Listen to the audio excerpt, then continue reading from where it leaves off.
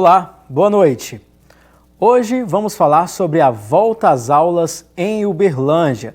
Para falar sobre esse assunto, vamos falar com a secretária municipal de Educação, Tânia Toledo. E mais, vamos destacar também sobre a coletiva que aconteceu na Universidade Federal de Uberlândia.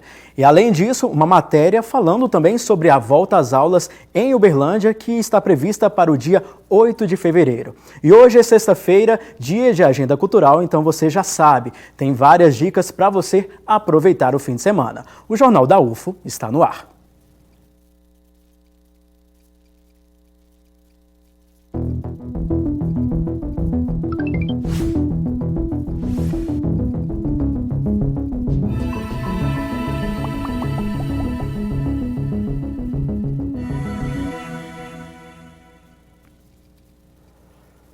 E ontem à noite aconteceu mais uma cerimônia de conclusão de cursos e encerramento do período letivo especial 2020 dos alunos da UFO de forma remota. Veja.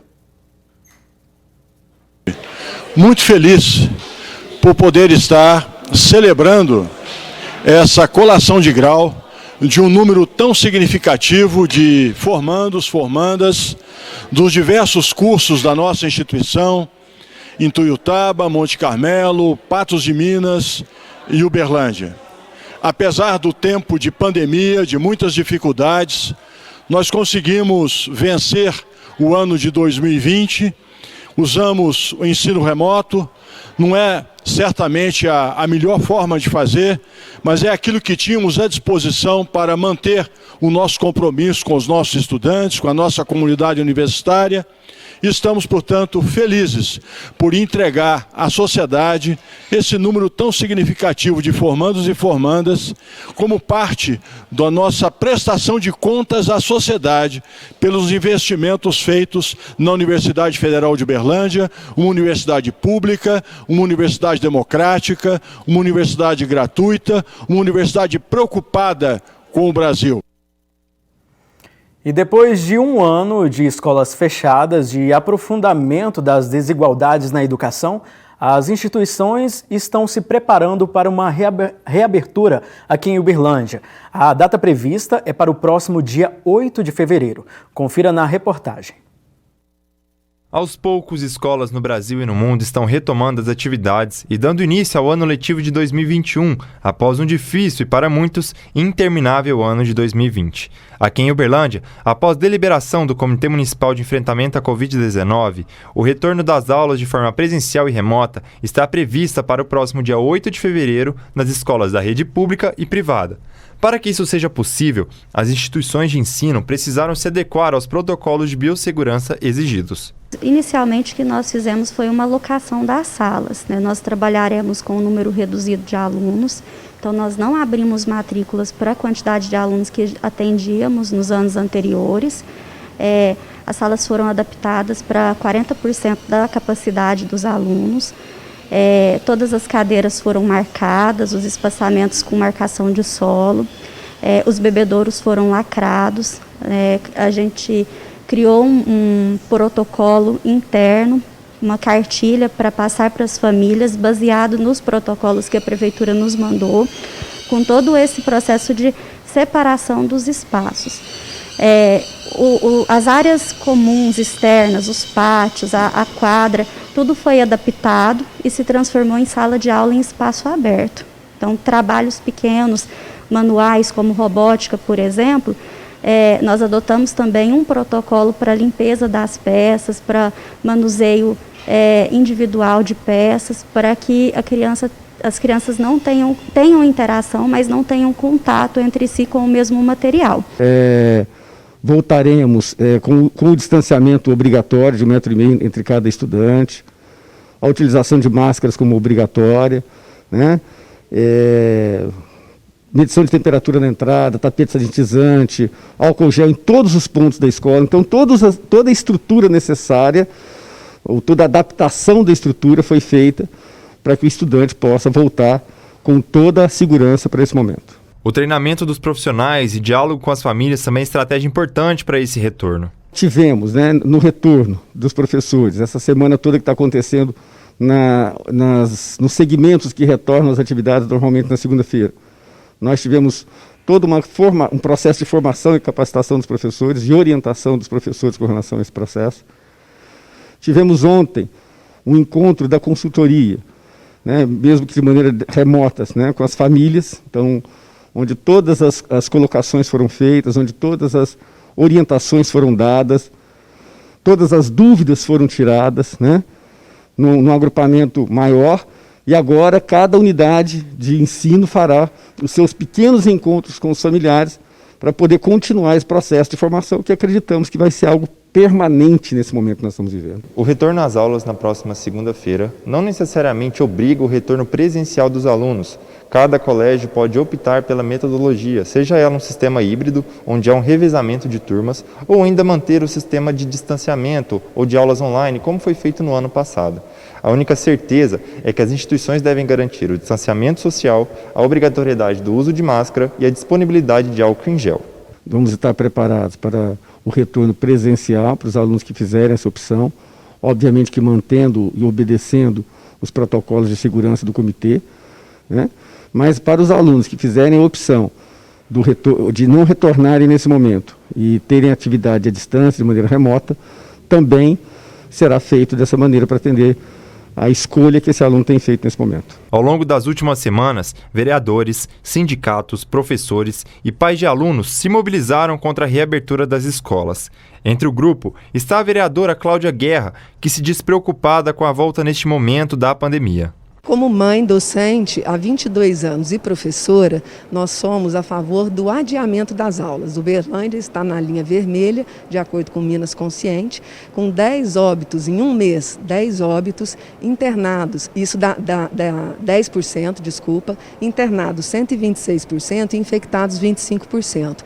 Fizemos já, com base no protocolo sanitário, no protocolo da Secretaria de Educação, um checklist e um roteiro para que façamos fiscalização nas escolas, contando com o apoio daquelas demandas que já têm chegado ao gabinete, entendendo que a realidade da zona rural é diferente da realidade da zona urbana e as condições do privado e o público muito diferentes também. Somos pela vida. Todos queremos o retorno à vida, ao cotidiano e às aulas, mas com segurança, com vacina e com os protocolos respeitados. Na última quinta-feira, a Defensoria Pública do Estado de Minas Gerais entrou com uma ação civil pública para suspender o retorno das aulas presenciais. De acordo com um documento enviado à imprensa, como a Prefeitura Municipal não tomou as providências recomendadas pela Defensoria Pública e não apresentou uma outra alternativa, ouve-se por bem propor a necessária ação civil pública, a qual segue com pedido de liminar para suspender o retorno às aulas até que se cumpra as recomendações lançadas na notificação.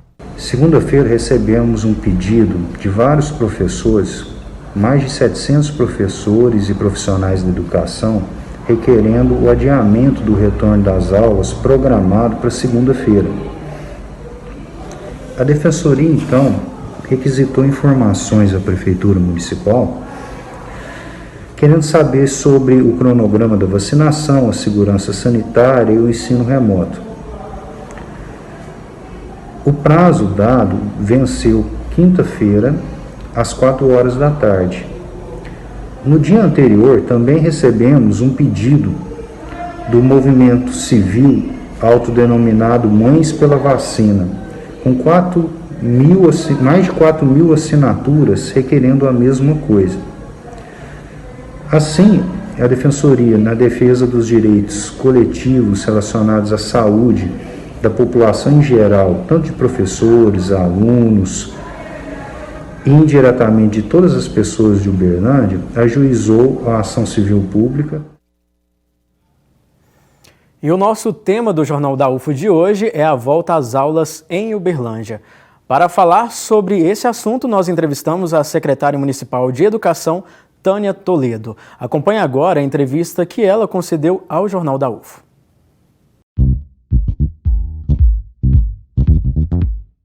Há algum tempo a gente vem trabalhando, pensando no ano de 2021. Trabalhamos o ano de 2020 todo no formato de aulas remotas, né? Trabalhando com videoaulas e atividades remotas. E para 2021 nós fizemos os 2 planejamentos. a possibilidade de voltar presencialmente, mas também sem perder de vista a possível necessidade de nos mantermos ainda com as atividades remotas. Então nós nos organizamos para os dois formatos e entendemos que nesse momento nós precisamos fazer os dois, porque colocamos que o estudante não é obrigatória a ida dele à escola para assistir às aulas presenciais. A família vai poder decidir isso, e aí nós precisamos dos dois formatos. Então, numa semana nós teremos 50% dos estudantes de forma presencial, na semana seguinte a outra metade, né, os outros 50%. Aqueles que estiverem em casa, remotamente, eles terão as atividades que serão planejadas pelos seus professores, como sempre foi, e eles seguirão com o mesmo planejamento que está sendo executado presencialmente. Desde o início nós deixamos isso muito claro, que nós precisamos nesse momento entender a condição de cada família. Se a família não se sente segura no primeiro momento para enviar seu filho para as atividades presenciais, ela poderá perfeitamente continuar fazendo as atividades remotas. A gente sabe que esse é um momento diferente, é um momento de adaptação e que essa família talvez precise de um tempo maior para se sentir segura e mandar seu filho para a escola. O que é importante? Nosso ano letivo, ele começa no dia 8 de fevereiro, seja presencialmente, seja pela forma remota. E aí, nesse sentido, é importante que todos participem. Todos os estudantes que estão matriculados estão, de fato, retomando o seu ano letivo. E essa participação precisa ocorrer, esta orientação da família precisa ocorrer para que o estudante participe, faça suas atividades e que a gente possa resgatar aí uma parte do que ficou mais difícil no ano de 2020 nesse novo modelo. A preparação para o retorno, ela é uma preparação que não é novidade. O que existe são as normas de biossegurança que estão sendo discutidas e amplamente recomendadas desde março de 2020. Quais são? Máscara, higiene, distanciamento, cuidados devidos, né? Isso tudo vem sendo amplamente divulgado. O que nós vamos ter agora? Estas práticas dentro da escola com os estudantes. Porque os estudantes estavam distantes, agora eles estarão lá. Então, essa é a organização que está posta dentro das escolas. Nós preparamos todos os ambientes, dispõe de álcool em gel, dispõe de tapete sanitizante nas entradas, de marcações, de organização de distanciamento dentro das salas, identificação de cadeiras que não devem ser ocupadas pelo estudante. Metade das turmas estarão dentro da escola apenas, ou seja, uma sala que tem 25 crianças terá 12, 13 crianças no primeiro momento. Medição de temperatura na entrada das escolas. Então, tudo que está preconizado, as escolas se organizaram para fazer isso, né? Olha, essa pergunta é extremamente importante, porque a escola tem um papel, a família tem o seu papel, e a orientação, mesmo que seja única, ela tem peso diferente a partir de quem deu essa informação, né? Ou esta orientação. E a gente precisa que as famílias orientem seus filhos, que o retorno, ele precisa que o estudante se mantenha de máscara durante todo o período das aulas, que ele não tire a máscara, que ele higienize as mãos frequentemente dentro da sala de aula e nos ambientes da escola, que ele não troque objetos com os colegas, né? Que ele utilize os seus objetos E assim, respeite as orientações que os professores e a escola estão repassando de modo global. E isso a família pode fazer essas orientações, né? Nós esperamos que ela faça, porque nós também não podemos esquecer que esse estudante tem praticamente um ano que ele está em casa, ele está isolado, então ele precisa aprender a conviver socialmente, respeitando as regras de biossegurança. Daqui a pouco a gente continua a acompanhar a entrevista com a secretária de Educação, Tânia Toledo. Agora nós vamos aos números atualizados da Covid-19 em Uberlândia. Foi para 58.263 casos confirmados da Covid-19. Nas últimas 24 horas, 499 pessoas testaram positivo. A cidade tem até o momento 836 mortes registradas. Cerca de 320 pacientes estão internados nos hospitais de Uberlândia e 94% dos leitos de UTI estão ocupados. Mais uma vez pedimos que, se possível, fique em casa, se proteja. Agora a gente vai dar sequência à segunda parte da entrevista com a secretária de Educação, Tânia Toledo. Acompanhe. A gente vê isso com muita tranquilidade, porque existem as opções. O ser humano, ele tem sua forma de pensar, não é? E a gente sabe que essas opiniões, elas não são unânimes, elas não são a totalidade. Tem dentro do grupo de pais que desejam muito, imensamente o retorno, e pais que não desejam nesse momento. Não se sentem seguros. Porém, está sendo dado a ele a opção de levar ou não o seu filho, não é? Então, essa questão, ela é bem ampla. E aí a gente recebeu, sim, a recomendação para que esse retorno não ocorra. Mas é preciso ficar claro que o retorno às aulas presenciais, quando ele foi interrompido, assim como nesse momento em que ele foi autorizado, essa decisão não foi da Secretaria Municipal de Educação. Essa decisão, ela passou por autoridades de saúde que dominam este assunto. Estamos aqui cumprindo recomendações como cumprimos lá no em março de 2020 para interromper. E agora estamos trabalhando para fazer o retorno às aulas. Tarefa difícil, desafiadora? Sim, para todos.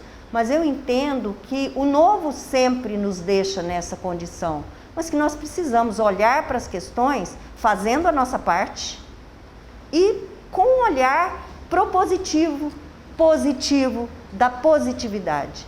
Só a escola não voltou ao longo desses anos, só a escola ao longo do último ano.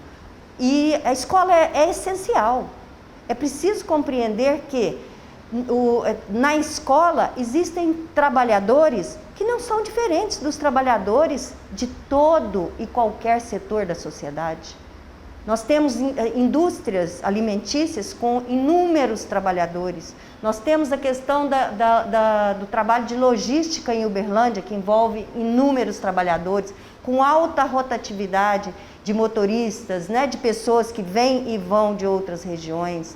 Nós temos aí atividades que funcionam normalmente. A própria prefeitura, todos os setores da prefeitura, todos os servidores trabalham desde dezembro, quando do último decreto do prefeito, presencialmente. Então nós não temos uma condição diferenciada, não temos.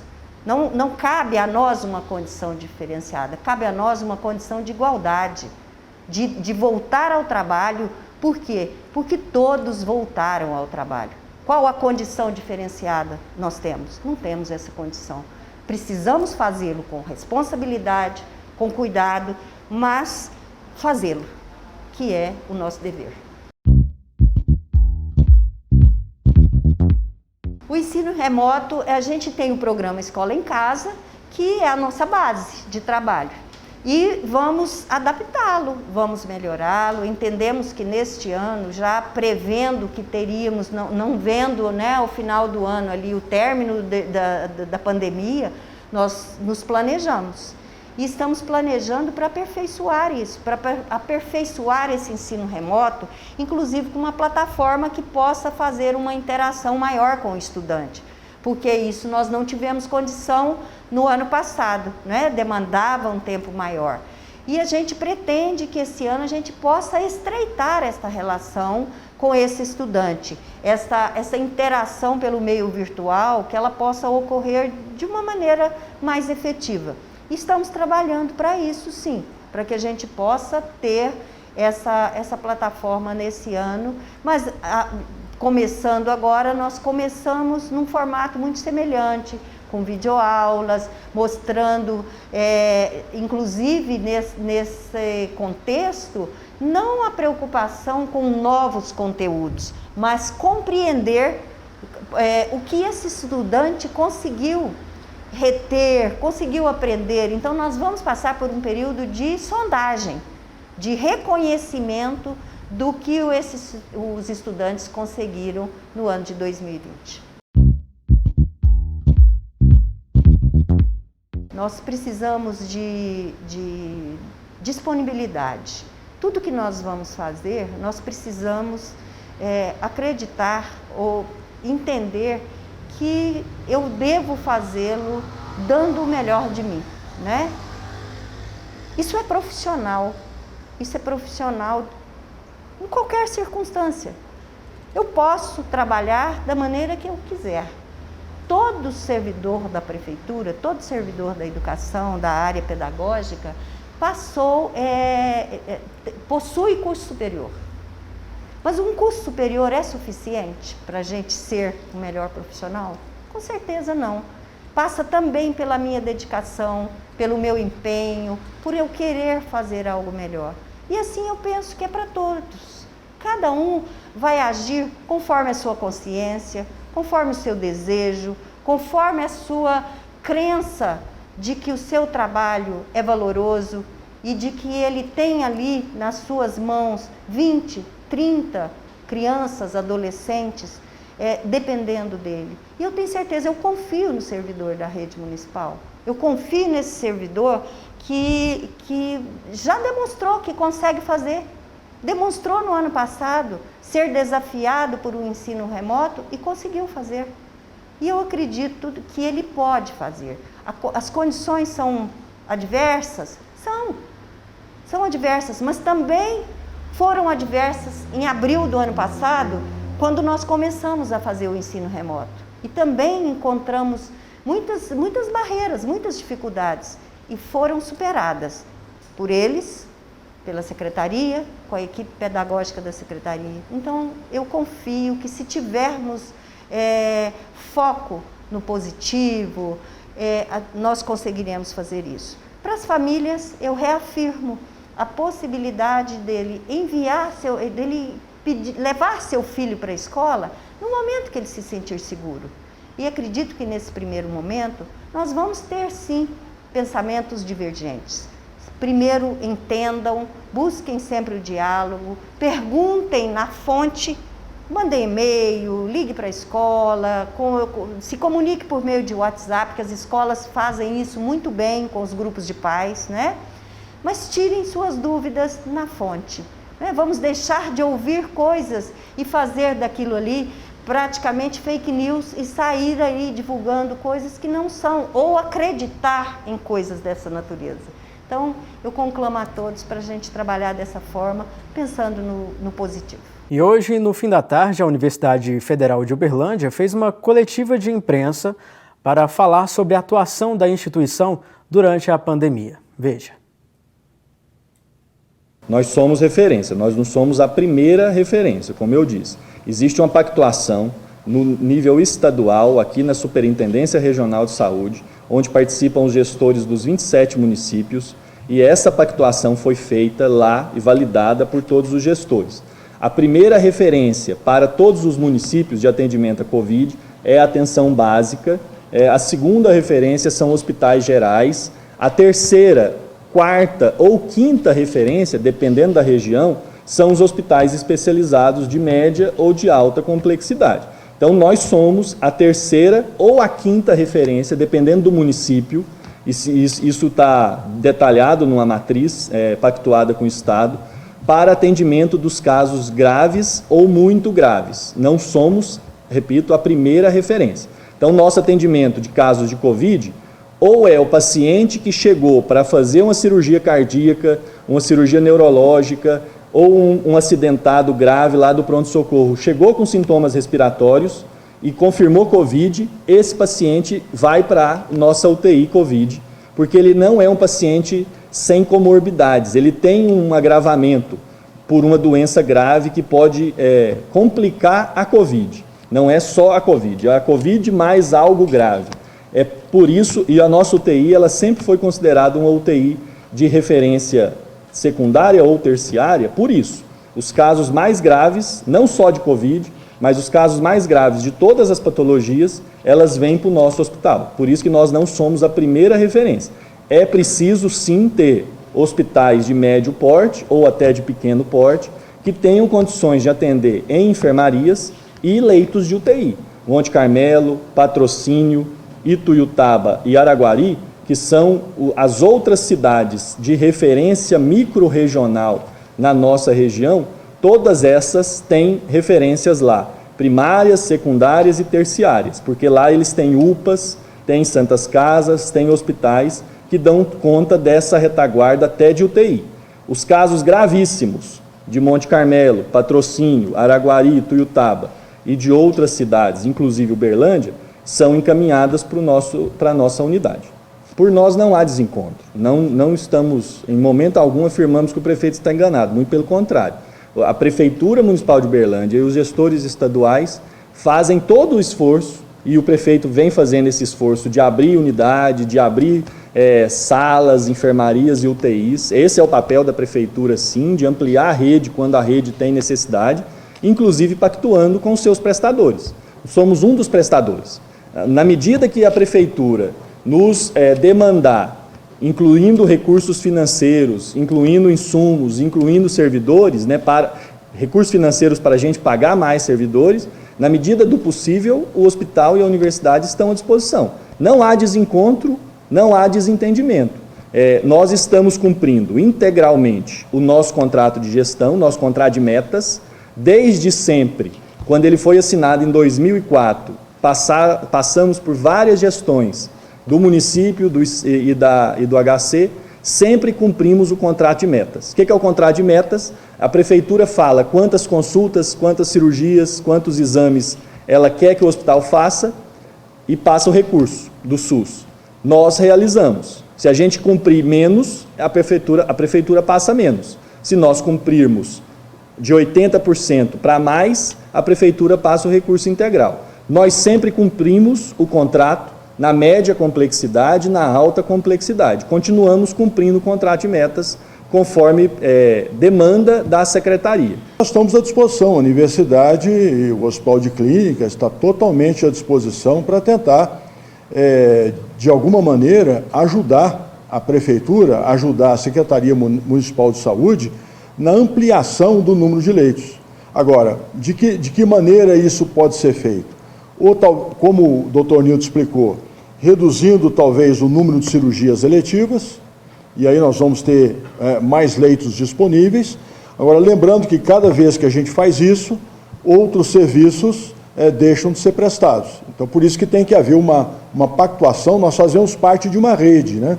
Nem o Hospital de Clínicas ele não é isolado, ele faz parte de uma rede. Então, é preciso que toda essa rede esteja em acordo para que não haja prejuízo no atendimento às pessoas, aos pacientes, nas diversas especialidades e não apenas na Covid. Mas não há, inclusive tradicionalmente, o nosso relacionamento da universidade, tanto com o município, como com o Estado ou com o governo federal, sempre tem sido o melhor possível. É claro que precisamos ajustar a questão da demanda e isso é muito natural. Sexta-feira tem a agenda cultural no Jornal da UFO, então confira as dicas que separamos para você curtir esse fim de semana.